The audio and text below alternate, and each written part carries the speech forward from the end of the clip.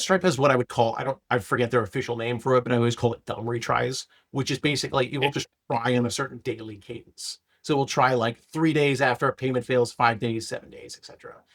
Everyone who's good at payment retries, they use machine learning algorithms to try to guess when it's happening. Because what's happening in the background is like things are either correctly or incorrectly getting flagged as fraud sometimes, like within the card networks. So the time Yeah. of day you try, the data they get sent with the API calls, etc. My name is Jacob Rushfin, founder and CEO of Botsy and the host of Price Power, the podcast for subscription apps to grow their revenue. Botsy helps apps grow with AI ML models to predict the right offer for each user. Today, we're talking with Dan Layfield. Dan was head of growth at Codecademy and helped scale revenue by 5x. He was a PM at Uber and now does consulting and writes Subscription Index, an insider playbook for subscription app founders. We talk about why your Stripe retry settings are probably wrong and how to fix them in 10 minutes, how to calculate your growth ceiling using churn rate and acquisition numbers, how your payment receipts might be reminding users to cancel every month, how to price annual plans based on your monthly retention data, how to build cancellation flows that save 20% of churning users, and more. Hey, Dan, super excited to have you on the podcast today and to chat. Really glad you were able to join. Yeah, what's up, Jacob? Thanks for having me. You write Subscription Index today, but you didn't start in subscriptions or consumer. You started at JP Morgan and then moved into product. When did you start to realize that subscription businesses really operate under different math and different rules than traditional businesses? Yeah, that's a great question. I think it was kind of like a bit of a long and winding journey for me. So, I started my career in management consulting and finance in New York. Realized I kind of didn't like it, left. I started my own ad tech company first, knew like laughably little about growth and product. We actually made some money, but like not enough to survive. Shut that down. And then I got to Code Academy in probably like 2016 or 17. And kind of, I was there for maybe a year doing kind of a catch-all job. Uh, a little bit of operations, a little bit of customer support, kind of anything I can do to be useful. And then I got a tap on the shoulder saying, you could be good at product. And that's really where I started to learn subscription businesses. I think partially subscription businesses are, you know, fundamentally different than a lot of other technology types, but also like startups are fundamentally different than big companies. Startups, it's a very much a, you need to do whatever you have to do to make the business perform. Whereas a giant place like JP Morgan is, it's much more like you're in corporate culture and you're trying to be efficient inside a gigantic machine. In startups, we'd rather not have meetings about anything, just make money somehow is kind of the answer in the startup game. Yeah, that makes sense. And so I think when you started at Codecademy, you still had, quite a large number of users, but I think you guys were still figuring out monetization. What did the business Yeah, look like 100%. when you started? So Codecademy starts in probably 2011. It's kind of an early Y Combinator company. This feels like ancient history at this point, but kind of in like the mid and early 2010s, like learning to code was the big like tech wave happening at the time. So like our CEO Zach was on TV all the time. If you're old like me and remember the Colbert Report or any of the late night shows, like he was on those shows talking about like why learning to code was important. Whereas that seems like trivially obvious at this point. So Codecademy rode kind of that wave really, really well in the early 2010s, and it was hands down the best product online for learning to code. So when I get there, probably like 2016, we have like millions of free users on the site, but we hadn't really figured out like the business model itself. So we have a very, very dominant free product at that point. This is a little while ago, but I'm going to say we probably ranked overall #1 on Google for Learn to Code. I think we ranked like 2 for Python, probably like 2 or 3 for Learn HTML. So we're like, we're dominating the free Learn to Code space at that point. We didn't really yet like figure out the revenue engine side. Got it. Yeah, I remember I used Codecademy. I remember Same with me, the best. there wasn't another really good choice. It was Nope. you're going to use Codecademy, and so it sounds like you had great brand presence and great organic acquisition. Did you have a subscription model? What was working? What was broken in the subscription model? I'd say we had Pro at the time, which was the name, I think still is the name of the subscription product. Um, it's ironically looking back, like it's a thing we didn't understand that well about the subscription world is subscription products, like, one, take longer to grow because like the incremental size of revenue is smaller. You sign like multiple $20 a month users instead of closing like multi 6 or 7 figure contracts like a B2B company would be. So it takes a while for growth to compound. The subscription product, the real problem at the beginning was like we just weren't converting free users to paid users. So in the game of a freemium product, freemium products are great because they attract a ton of people and they keep your acquisition costs really, really low. But they only work if you can sustain the business, convert enough free users to be paid users. I'm gonna again, it's a little while ago, but I'm going to say our conversion from free to paid was like well under 1% at that time. I'd say in the current, world of freemium products, probably like solid free to paid conversion is 3%. Good probably starts at 5. Like great is like 7% ish. So we were like way, way, way below the benchmarks. Yeah, where you're just acquiring all these users, no one's paying. People are using your product, which is Yeah, great, a great you. place to be. So it means you have something because there's a lot of like faux freemium today, right?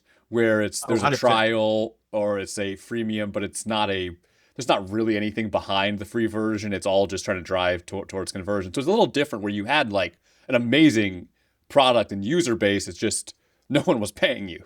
It was back. Yeah. Codecademy is like a real true mission driven company. So I think, being mission driven is more common now, but Codecademy like really put that line in the sand early of like, we never want to really cannibalize the free product or take free value away from those Yeah. users. Because one, it's like the traffic acquisition of the business. And two, it's just what we thought was the right thing to do with the business at the time. We'd help like millions and millions of free people every year get started in coding. But whereas now I think there's a lot of what I would call like trials in disguise, where like it's a free product, but you get maybe 5 uses total of the free product, which is really a trial. Yep, got it. And so, I think there's a lot of stuff out there on monetization and converting users. So I don't want to focus on that today. I want to focus on churn today, where I think you guys figured out a lot of interesting things around churn and how to fight churn. Um, and so I'd love to dive into the article you wrote on the 4 horsemen of churn. And I think you did an amazing job on breaking down churn into these actionable sub problems.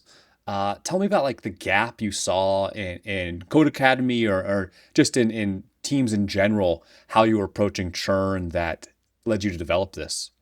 Yeah, 100%. I think, you know, why churn is so important, should be obvious, but maybe I'll belabor the point for a second on why churn is so valuable. So if you think of kind of the math behind subscription businesses, there's really like two frameworks that are super important. One is called the growth ceiling, which is the point at which like your acquisition numbers and your churn numbers show you the maximum number of subscribers you can ever have before they equalize and you hit a growth plateau. So if you take the number of new users coming in every month and you divide it by your monthly churn rate, you end up with like the ceiling of subscribers that you can have. So if, let's say you're taking 1,000 new users in a month and you're churning 20% a month, you can have a maximum of 5,000 subscribers before the inputs equal the outputs and your growth stops. This honestly is a framework I didn't understand when I was at Codecademy. I learned it afterwards. But it really, churn dictates like the ceiling of your business as a whole. So also, if you take the number 1 and divide it by your monthly churn rate again, you get the maximum number of months a user will stay around. So again, if you have a 20% churn rate, 1 divided by 0.2 is 5. So like your churn number really like ladders up to exponentially impact your business overall. So breaking churn apart, like I think the mistake most companies make, and like I see companies make a lot, is like they kind of scattershot solutions on churn. They'll take kind of like one a quarter, or they'll kind of like cherry pick a number and like throw a couple projects at it, assume it doesn't work, assume this is like just a part of their business, and then move on. When in reality, like churn kind of breaks apart into 4 major buckets. I would say there's kind of like payments and technical churn. So this would be cards failing, your app crashing, something like that. What I would call like selling to the wrong persona. So something's happening in your marketing motion that's pulling in a less than ideal ICP. So someone who doesn't feel the problem you solve that materially, or for which like you're not a great solution to. After that, I'd say it's kind of activation based churn. So this is one of the most powerful forms of churn to fight, where the best place to fight churn is high in the funnel. So the better people activate and get onto the product, the less people fall away. And the fourth one is what I would call happy user churn. So we do a lot of these at Codecademy where like someone comes in to learn SQL. It probably takes 15 hours of dedicated time to do SQL. They came here to learn SQL. They now know SQL. They leave super happily. So it's like they loved Codecademy. They had a great experience. Our SQL content was awesome, but we solved the underlying problem they had, and now they're just leaving. Another good example of that is like I met my wife on Bumble. We're super happily married. We have 3 kids. I'll never use Bumble again. Like I had a great experience. I probably, in retrospect, owe them more money than any product I've ever used because it's where my family came from. But like under no circumstances will I use Bumble again. I met my wife on Hinge, so I'm with you there.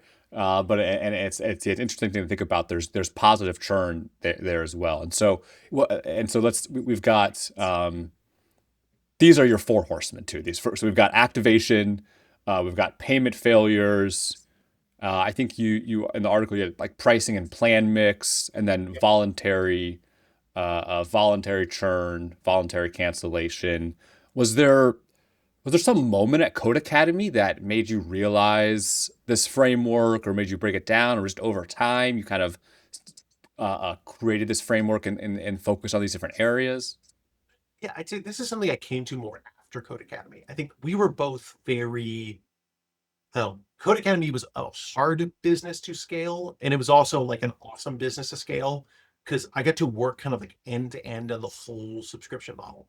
So Codecademy, when I got there, was probably 20 people, and when I left, there's about 250 people there. So I really saw the growth from that on the headcount side, and probably about 10 million to 50 million on the ARR side.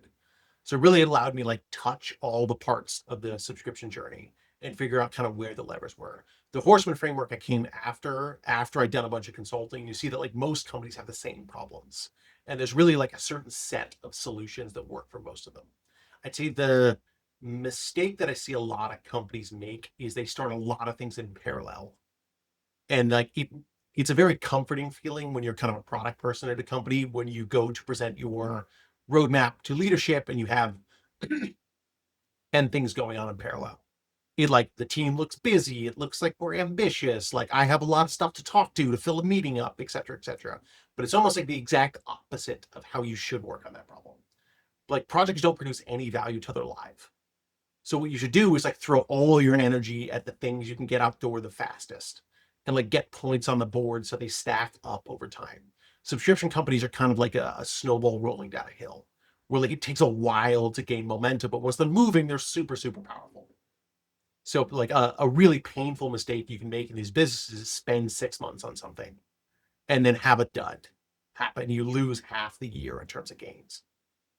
Yeah, and that might be true with any business, right? Yeah, Where 100%. focus wins, move quick and iterate. Yeah, so I think that's a good segue into kind of how do we prioritize these? How do we focus on the right items at the right times? And so of activation issues, payment failures, your pricing plan mix, voluntary cancellations. How do we figure out what is the right thing to focus on first or now? Yeah, it's a great question. I'd say in most companies I've ever like worked in or consulted for, in what I would call like a vanilla scenario. So like nothing is on fire. The business just like isn't growing as well as it should or isn't monetizing as effectively as it should. I'd say I use what's called like a bottom up optimization framework. So when you want to start at like the bottom of the funnel and the user experience and work up. The reason I do that is like the best practices are really, really clear at the bottom of the funnel and within payment processing. And as you get like further up into activation and like conversion, you hit more bespoke problems that are kind of like unique to that company. So you want to put points on the board like as fast as you possibly can. The first place I check in every single company I've ever worked for is their stripe settings. Like, do they have the right auto retry? Are they auto updating cards? Do they have smart retry turned on? Is it set aggressively enough? Are they sending dunning emails? Do they know their involuntary churn rate numbers? All those changes I just described, if you know the stripe settings, can probably be done in 10 minutes. And like maybe you're winning like 5% of churn back. But from an ROI perspective, like we could do it on this call live right now. And it's the easiest place to win things back. After that, I'd say it's the cancellation flow in what I would call like shorter life cycle products. So ed tech is definitely one of them, where like the underlying product that or the underlying problem that the product solves is a temporary one. So the things like education, things like dating, things like fitness, things like weight loss. These are like kind of periodic habits that people jump in and jump out of. Versus like insurance, utilities, rent, like these are never ending problems that human beings have. For the shorter life cycle products, which is most subscription products, the kind of trio of pausing subscriptions, getting temporary discounts, upgrading and downgrading, or connecting to people does a good job of maybe knocking like 20% future number. And like these things are not that hard to implement. So I think they're most successful when the solution you're giving them solves the underlying problem that they're having. So a good example is like I use Clear, the go through airport security faster thing, and I went to cancel it because it's like $300 for the family, and they offered to let me pause it for 2 months, and that was just long enough that I was traveling again. And it's again, I don't want to take 3 kids through airport security in a slow line if I can avoid it. So pause like won me back for another year for them. Whereas normally I would have canceled and not, signed up again when I was traveling. Got it. Something I've seen is sometimes cancellation flows or upgrades, downgrades. It's actually kind of complicated to kind of put these together with good structure. Yeah. Is this based on that? Is this a later thing that if you're a good sized company, this is something to think about, but it's probably not a early growth lever. That's a later term. How do you think about when or what type of company should think about a heavy optimization for cancellation flows? I'd say there's no like true one size fits all pattern, but I'd say maybe for 80% of companies, they should at least be trying the pause and discount Okay. options. Every company's a little different. Like if you're a giant company with a 20-year-old code base and no one really understands the billing system anymore, and like, this is going to be a 6-month journey fraught with risk. Maybe that's not a good fit. But I'd say for the average younger, newer startups, especially that do checkouts on web, because you have more of these tools available to you off of the iOS and the Android store. Things like this work. And if you can knock 20% off of churn, based on those formulas we talked about at the top, you raise your gross ceiling 20%, you raise your LTV 20%, and you raise the enterprise value of the company 20%. For a project that will take like 2 to 3 months, maybe at a mid-sized company, that's like really, really good ROI. And I Yeah. think companies typically like abandon these too soon. Like if I was running a giant subscription company, we'd be running A/B testing these flow monthly because like every incremental point of churn you win back like raises Yeah. the value of the whole company. Yeah, that makes sense. Yeah, and it is a good distinction on the ability to do this with in-app purchases versus web subscriptions. You have Yep. different options. With in-app purchases, you can still offer a discounted plan. You can still offer win back campaigns, and then also what's become a pretty common, or maybe not common, but more possible today is trying to move people from your in-app purchase to a web subscription. So Yep. if you see that someone's going to cancel in your app, you can try to have an intervention, or if you see someone's canceled, send an email offering a web subscription where you have much more flexibility with offers, payment options. You can get pretty creative with those, pausing, win back, and there is some depends on how early you are, because I think if you're just in-app purchases, you don't always have the billing logic. You just rely on Yep. Apple, and so you have to abstract it. And so there's kind of a first step you do to be able to access these unlocks. But even so, like the win backs in terms of offers, that anybody can do those. And so Yeah. I think it's a good point that people just do have nothing or just do the basics and forget about them and don't realize that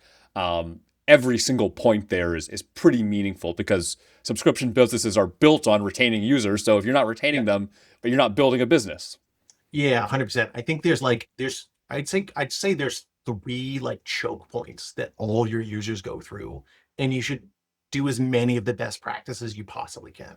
So it's the cancellation flow that we talked about. It's your payment processing and your like win back logic on failed payments, and it's your checkout page. Yeah. Like Yep. 100% of your traffic goes through those things. Every marketing dollar you spend goes through checkout and the purchase funnel. And like when I buy products online, I find like a staggering number of problems of like PayPal pop-ups that get blocked by browsers, bad error copy, lack of mobile payment methods on for things driving me from ads. Like Yeah. it's 1% increase in checkout page conversion is a 1% increase in new revenue because I 100% of your think revenue goes through it. I think on the mobile side, people, all people talk about is paywalls, right? It's Yes. A/B test this paywall. So people probably maybe hyper focus on the paywall and forget about activation and cancellation flows more. And maybe it's the inverse on web, or maybe on web products, people just don't focus on any of it. I don't know. So, Yeah. okay, so we've got cancellation flows, figuring out how to win back. So we talked about pausing, upgrading, downgrading as levers. Maybe it's not the first thing you do as a small business, but don't underestimate the impact there. Yeah. Um, Definitely. and and then if you're yeah, can we give some quick advice for payment failures and dunning flows for apps that maybe have recently launched web subscriptions, just don't understand that world? Like, is Yeah. there a Sure. quick checklist of like, where do you start? So I'd say this might have changed in Stripe, but every business I've ever touched their Stripe account, for some reason, Stripe doesn't come configured with the best retry settings on. I don't know why that is. Maybe everyone I've ever touched is grandfathered into the old settings for this.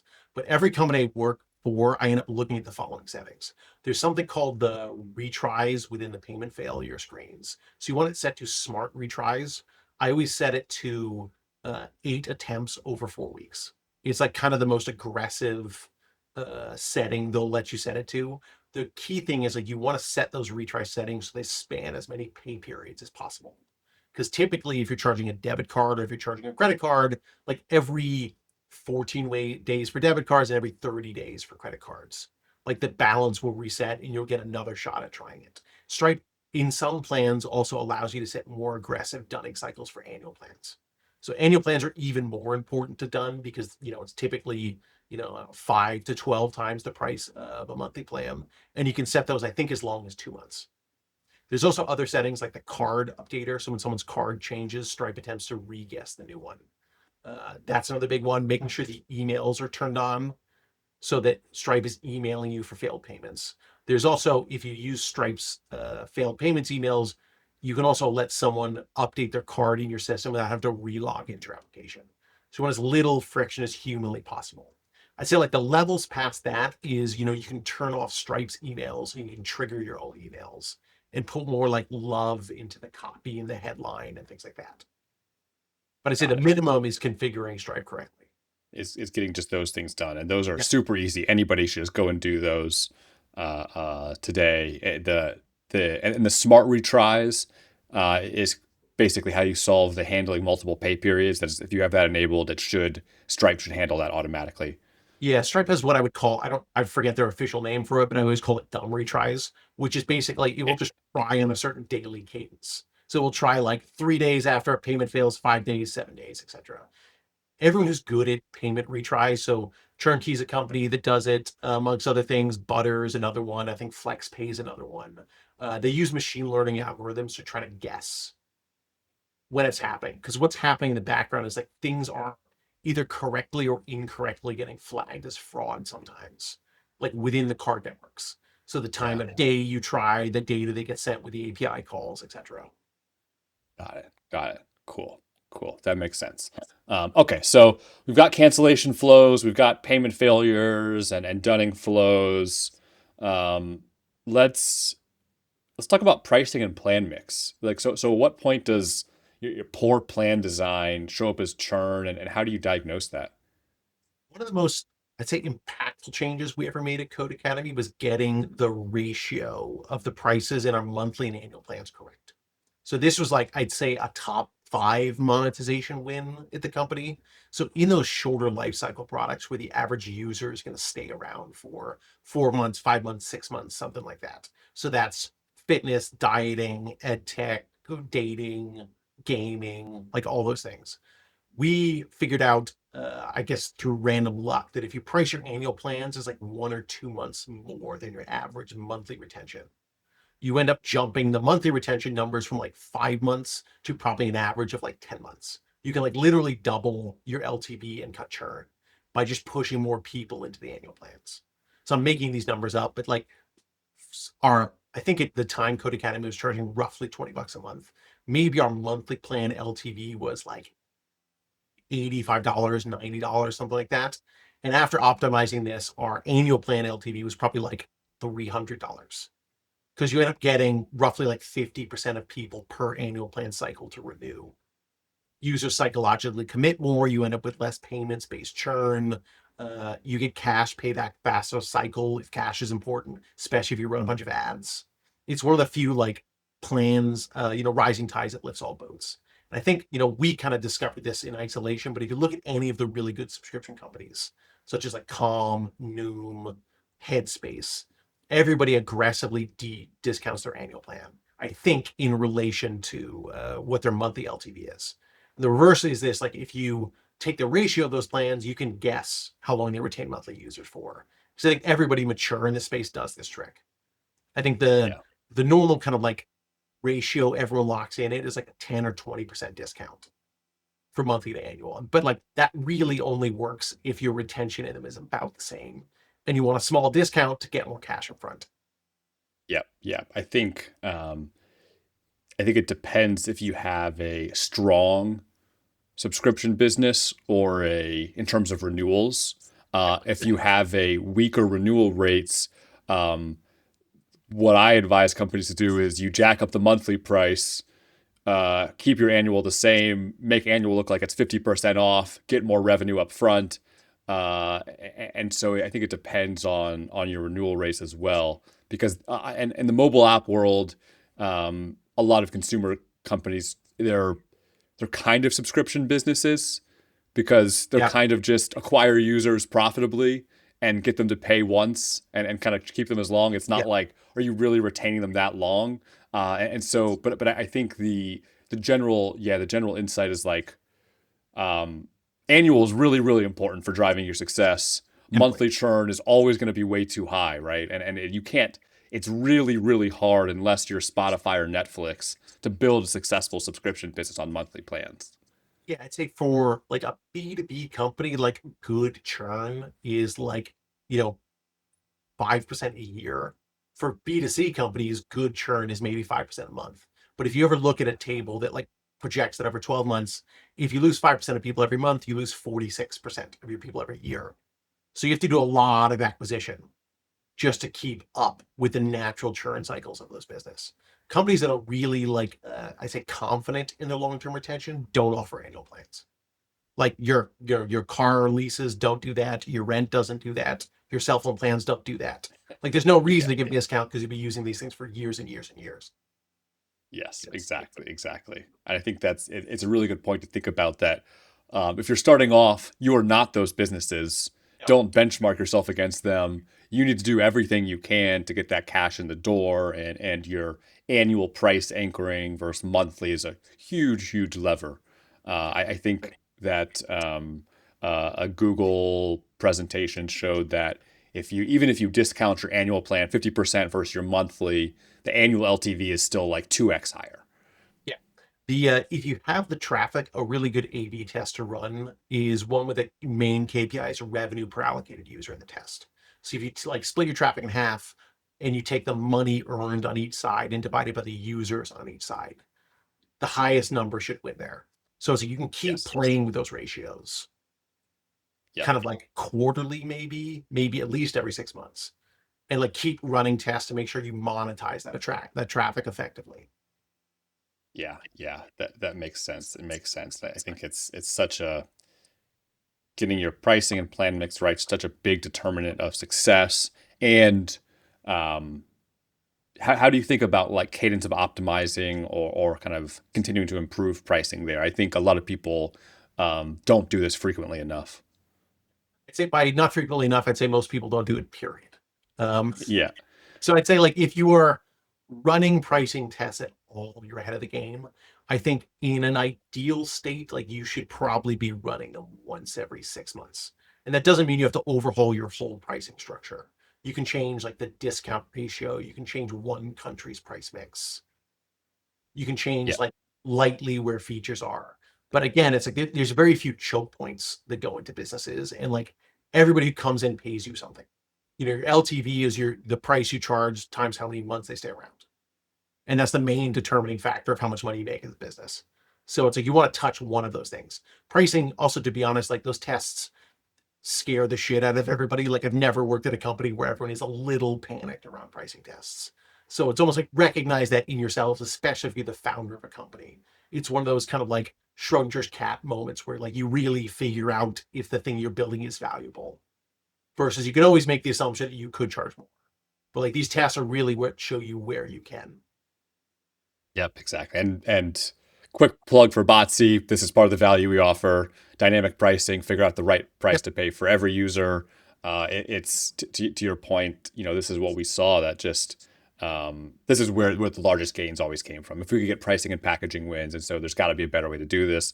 Figure out the ability to pay for each user. But yeah, very cool. And so the last point we didn't talk about on kind of your four horsemen are activation, early engagement. This is a little different type of churn, a little different ways of thinking, but still kind of the same principles.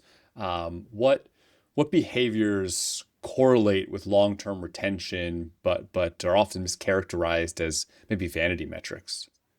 It's a great question. I think this is one of the horsemen I say like fight not last, but second to last, because this is very bespoke per product. So like there's a framework in product management called kind of like engagement and retention. Sorry, knocked my mic over. Um, there's a framework in engagement in retention, which Reforge put out, which is kind of like uses the following metric structure. There's kind of like what's called setup, or sorry, sign up, which is registering for the product. There's setup, which is like the actions you need to take to receive value from the product. There's the aha moment, which is the first time that you experience the value. Then there's kind of like early stage activation. Then there's long-term retention. So when I was working at Uber Eats, kind of like sign up is kind of downloading the app. Setup is like you put a card in, you put your address in, you find restaurants you could be interested in. And AHA is like you get the first successful delivery. So like you get good food at a reasonable price that's defect free quickly to your house. And that's when you see the value of it. Uber, like many delivery services, is not perfect, but that was always our goal. Every product has kind of a different aha moment. You typically need like a lot of data science horsepower and data to definitively prove what it is. But you as a founder can probably make a lot of educated guesses. And that's probably good enough to start. Most people don't measure this at all.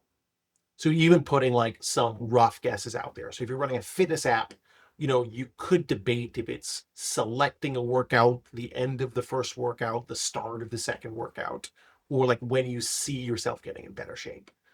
Regardless, you should probably track a bunch of those and make sure that each cohort you work on is getting progressively more successful at activating.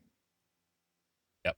I give advice of you're it's going to be tough for you to prove causation for these metrics, Yeah. but correlation is really easy to start. Just put a bunch of these on a graph and see which correlate with longer term retention, and probably the one that has strongest correlation is going to be pretty close to what what is a decent aha moment or decent activation metric. And say the key point too is like as you work on projects that you think will improve that, you should measure at the end of every project to make sure that the work you're doing is actually working. Like a thing that never gets talked about much in startup land is like if you don't measure things, not only do a lot of your projects not produce anything, some of them actually hurt your metrics. And you don't figure that out until much, much later when the damage has been done. Yeah, and this is, I think, the only true way to prove causation, right? To move from that correlation to causation, where you start to form really good hypotheses about, okay, this is our activation metric. Well, have you tried to move it? And if you move it, does that improve retention? No. Exactly.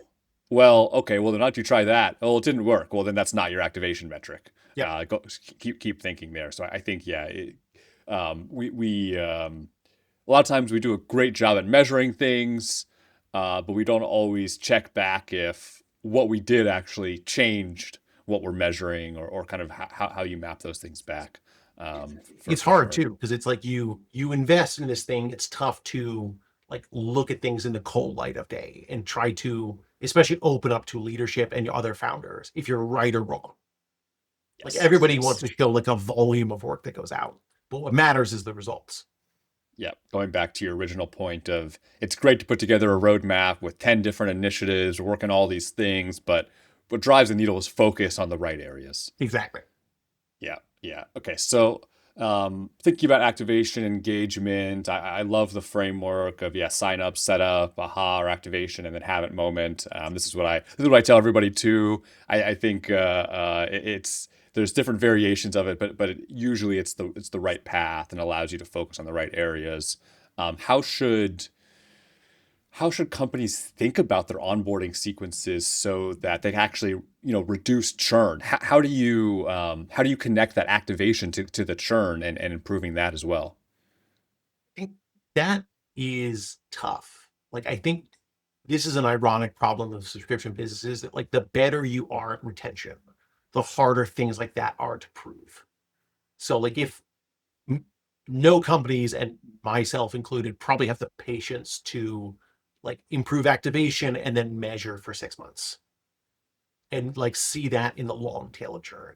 The best way of doing this is looking at churn on like a cohorted month over month basis. So if you look at each cohort, you should see the early stage of each cohort get better at retaining. I would also not measure churn just from a payments perspective, but also from an activity perspective.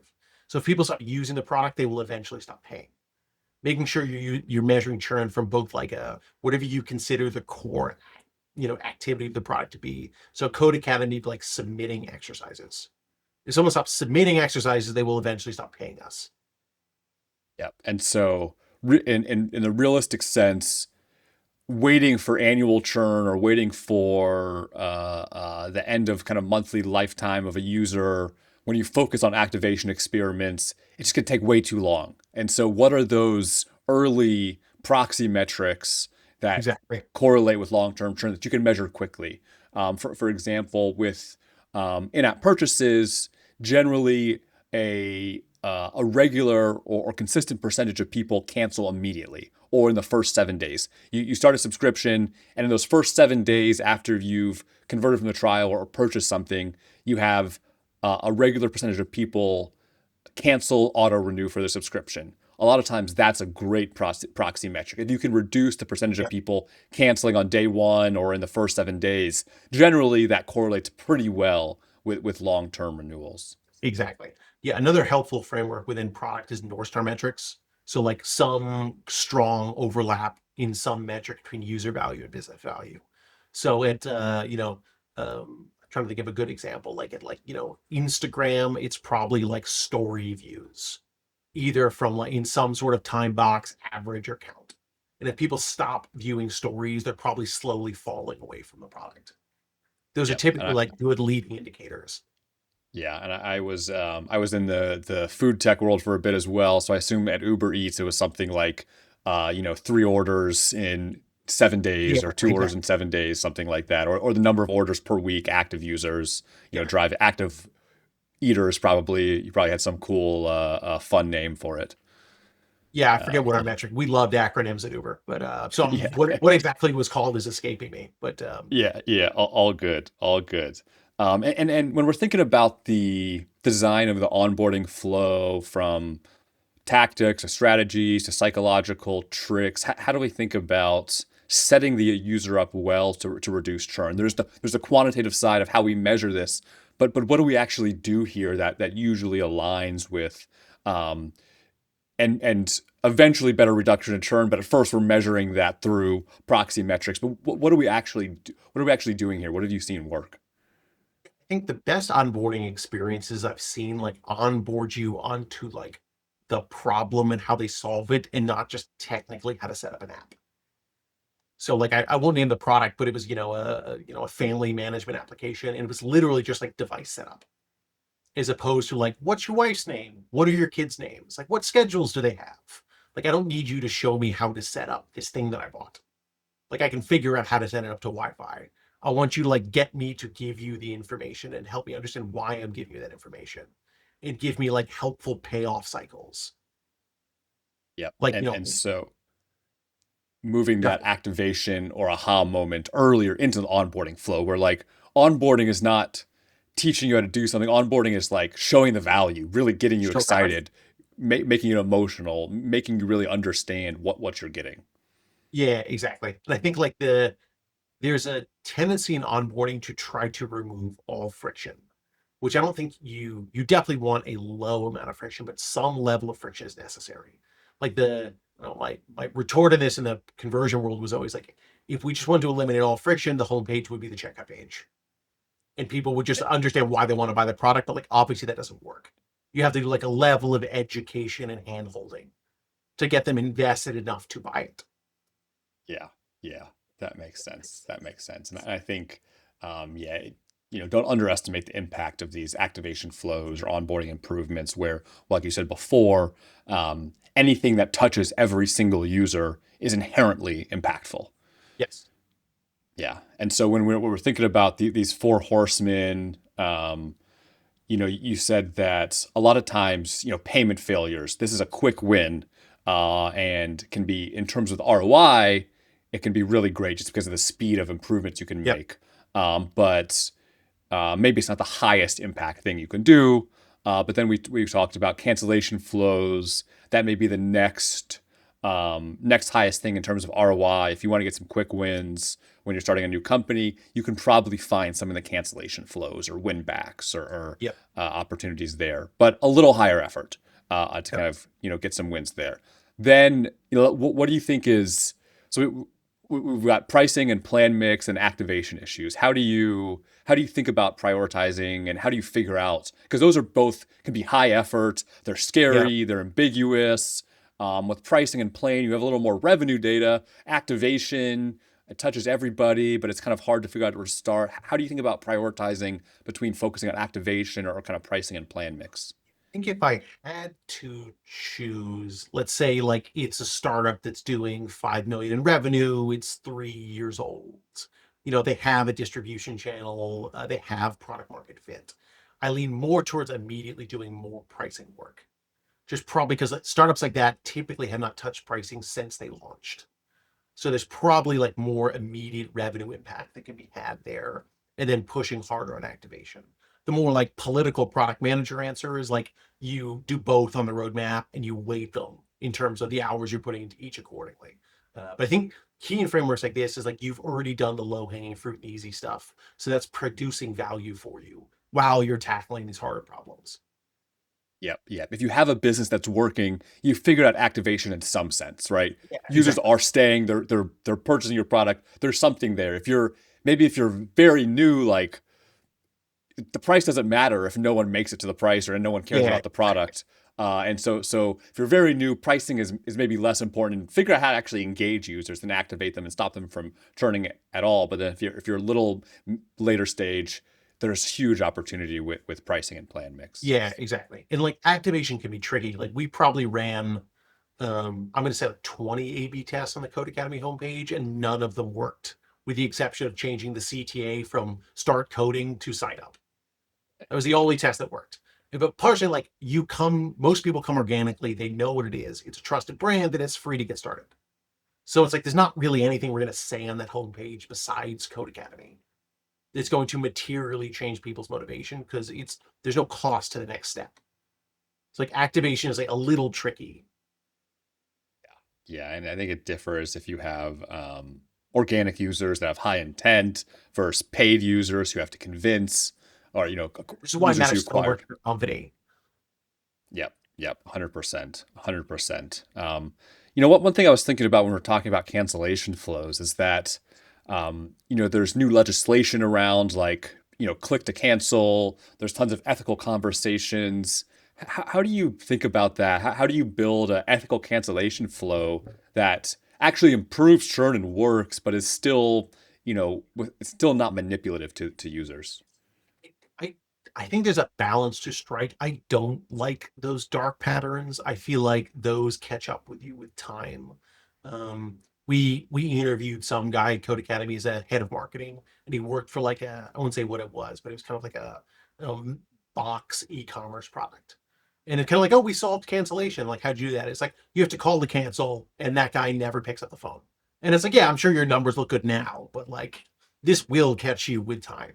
So I like transparent entry points for cancellation. I think the best way of thinking of a cancellation flow is like if you map the universe of why someone is going to cancel, you get kind of like one or two shots per reason at why they're leaving, and then you have to let them leave.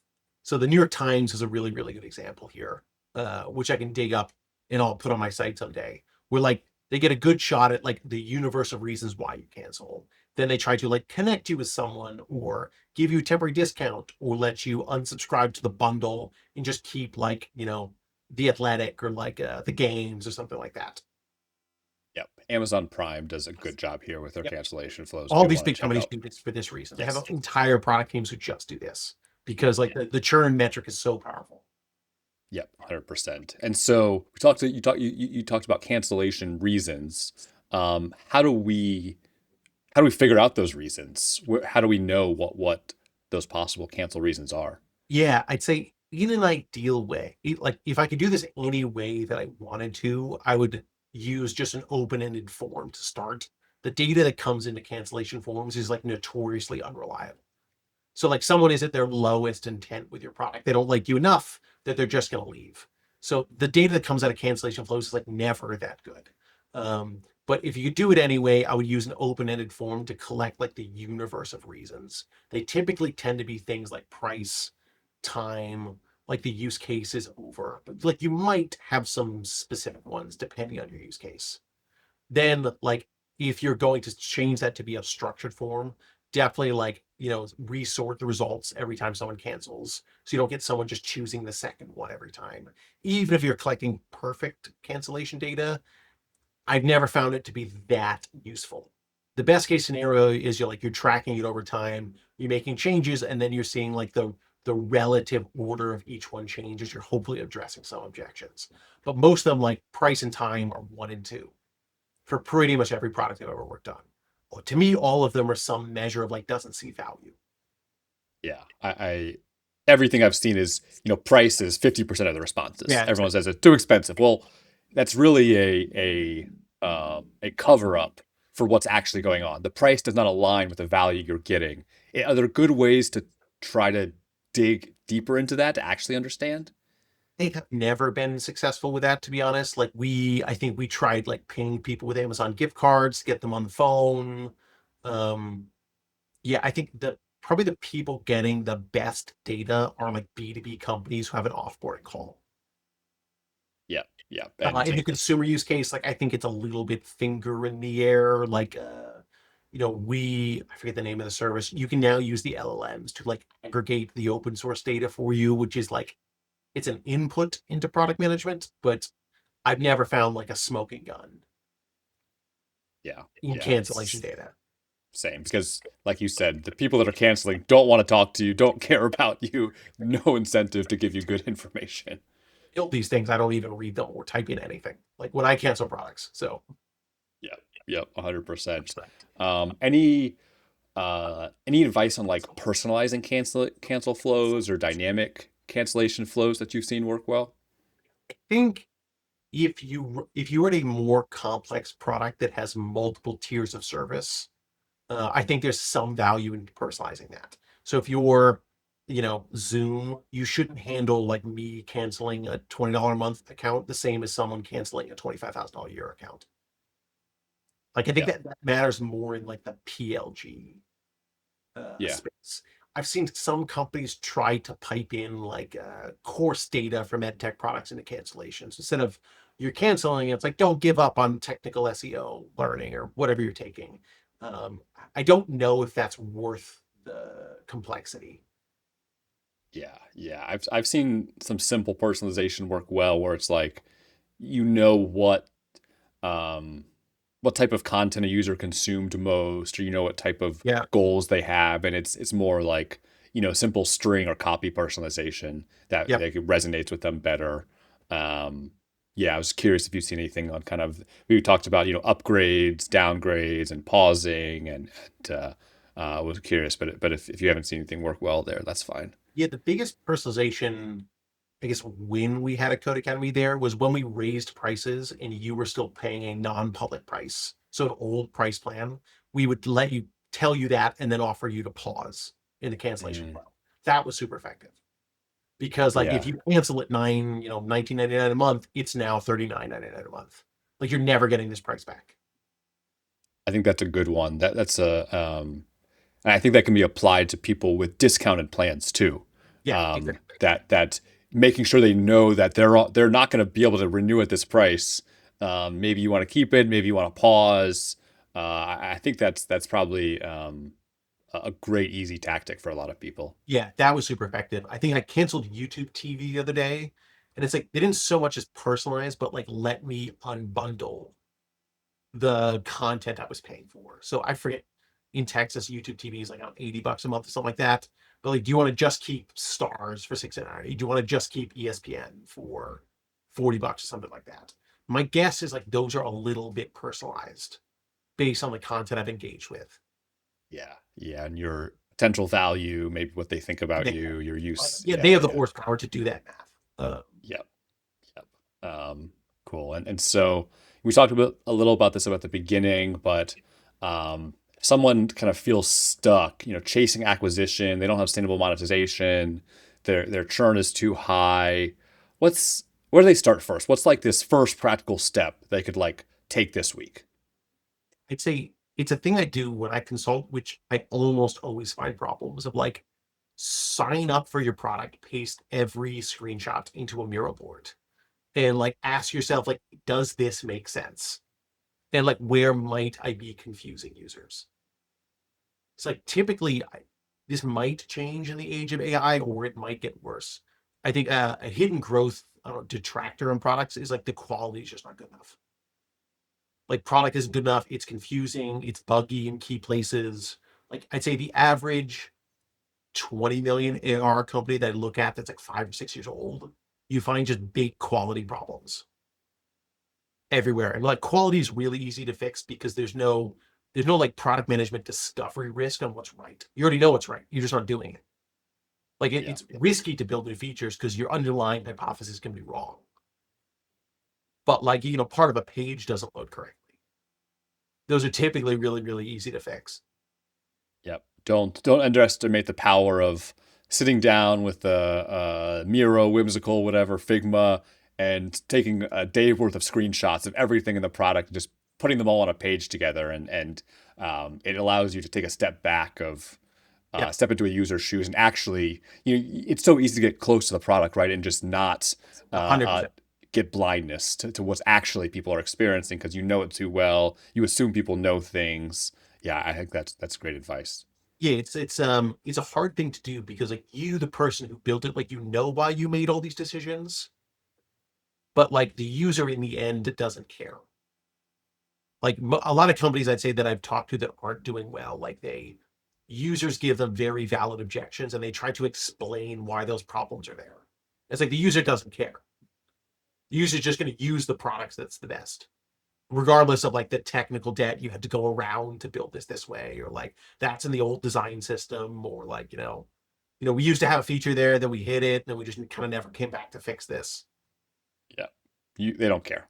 They Just don't make care. it better. Make To be, it to be yeah, fair. make it easier. Make it better. Add more value. Make it higher quality. Yes, 100%. I think you shared some things in the beginning, some quick wins, but what's a simple churn lever? Almost every team can improve within a week or a few weeks. Turn your monthly receipts off is the easiest one. Mhm. Like that's not everybody knows that, but if you, especially in the US, if you subscribe to Netflix, Spotify, Amazon Prime, like no one sends you monthly hero receipts. You get the first one, and then they turn it off after that. This might depend legally a little differently in some companies, but in the US, I know it's a common practice. Yeah. Annuals, I Is would that still send them and send them a reminder that they're going to be charged. But monthlies, I would turn off. is are you obligated to send the annual one? Is that a legal thing, or is that just basically people are going to hate you if you don't? Yeah, I don't know it to be a legal thing, but I do think it's different if you're going to hit someone up for $200. And because then you're going to get uh, uh, they're going to go to the credit card and deny the Yeah, charge, the and then you're going to chargeback, hit. you have to deal with Yeah, it. It's annoying. yeah, And I you're think going it's to more the right thing to do. But I'd say yes, it's a very common best practice not to send monthly email receipts. yep, that 100% makes sense. Okay, this is awesome. All right, so we've got a few more questions in our lightning round. Do it. Get ready. Uh, it's only two questions, so it's not a crazy lightning round. But first question: what's a subscription growth belief that most founders hold that you think is fundamentally wrong? I'd say it's that like you need to be all things to all people. Like that you need to like keep expanding the product into new uses versus getting better at one use. So I'd say like the founders tend to think very, very, very far ahead of where the product is. And most companies spread themselves way too thin. I consulted for a company that had maybe 4 engineers and 6 product lines. And like, yeah, there's great reasons all these product lines exist, but like you can't cover this with the team you have. You need one excellent product to start. Yeah. And your time is always going to be better served just focusing on this one thing. And the more time you spend there, that's going to get more value than just trying to expand and expand and Like, expand. even at Uber, we had 4,000 engineers, but you have 100 really, really good ones. Like, what are the really, really good ones working on it? And is it the right thing? Yep. Yep. 100% makes sense. Okay. So, last question. What's the most surprising pricing or packaging win you've seen in terms of subscription apps? Yeah, I think it's probably the annual plan pricing trick. Like, I really undervalued how powerful that was. Yeah. So, what's the math on that again? How do we back into that? Oh, take your monthly average retention. So if it's 5 months, price your annual plans at 6 months or 7 months. Got it. So make sure that it's always a better for the business for people to go to Yeah, that annual exactly. plan And like I've and seen for that this. the plan mix matters a lot in subscription businesses. So what's the ratio of monthly to annual plan prices in the user base? I've seen that go from 5 to 50% by optimizing it. And it just like it dramatically stabilizes the user base. And Yep. like come, this month you have this much cash coming in. In a healthy subscription business, you can say like if we do nothing, we're growing 30% next year based on our historical churn numbers. It's pretty amazing. And then if you're driven by paid user acquisition, this is also huge for your Oh ability yeah, to huge. reinvest Speeds up the in cash growth. payback cycle. Like I think I remember at Codecademy, we had 1 month where we went like all out to try to make $1 million a month. We like signed a big check to ourselves to commit to it, and then we missed it. And then like cut to 3 years later, we're making $1 million a week without like even really doing anything special. It's like if you get the snowball going, it's super, super effective. And that's the beauty of subscription businesses. If you get it right, Yeah, when they it work, they're compounds. super durable, they grow, they compound, you get crazy valuations. Yeah, yeah, amazing. But if you don't fix your churn, you'll never get there. Yeah. Uh, and so yeah, I think that's really great, very tactical lessons that people can go apply. So this was super helpful, and I think I learned a lot on kind of the web retries and web subscription side where I'm not as knowledgeable here. So I think people will really find this valuable and have some really great takeaways.